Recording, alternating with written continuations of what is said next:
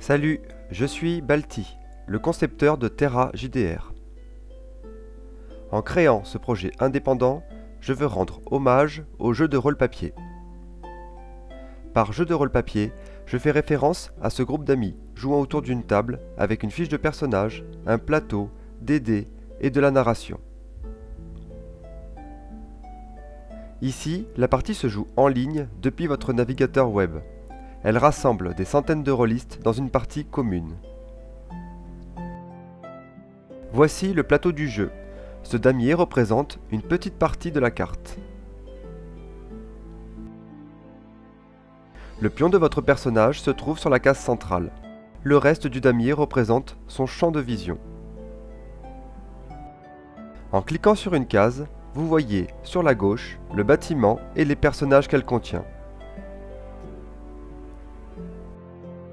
En vous déplaçant, vous allez découvrir un monde médiéval fantastique. Un monde empreint de magie, peuplé d'elfes, d'humains, de nains et de vampires. Cette région autrefois verdoyante a été ravagée par un mystérieux cataclysme.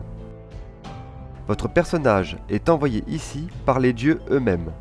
Sa mission est de participer à la création d'une nouvelle civilisation.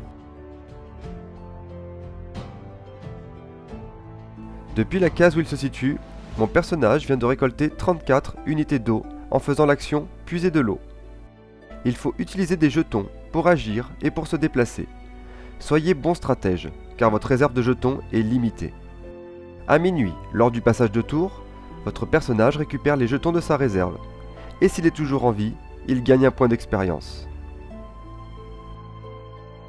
Depuis la fiche de votre personnage, vous utilisez l'expérience gagnée pour améliorer ses caractéristiques. Il montera ainsi en puissance. Cela vous permet de vous spécialiser vers l'un des 3 styles de jeu possibles.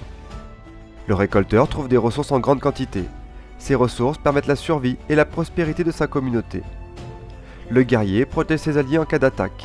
Il part en exploration et participe à des raids pour capturer des objectifs. Et enfin le magicien. Avec son kit de sorts, il peut soutenir ses alliés en intervenant dans tous les domaines d'activité.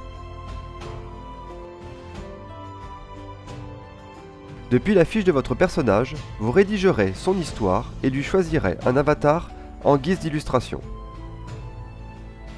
Pour que vos choix respectent l'ambiance de la partie, des maîtres du jeu vous guideront si nécessaire. Selon les actions que vous réalisez, vous collectionnez des pictos. Les pictos sont publics. Ils permettent d'apprécier le style de jeu de chacun.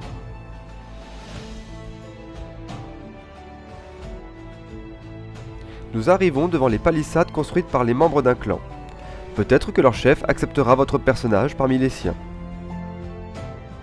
Pour survivre dans ce jeu coopératif, il est préférable de rejoindre une communauté. Elle vous apportera autant que vous lui apporterez.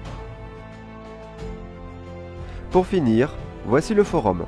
Il permet aux joueurs de s'organiser entre eux.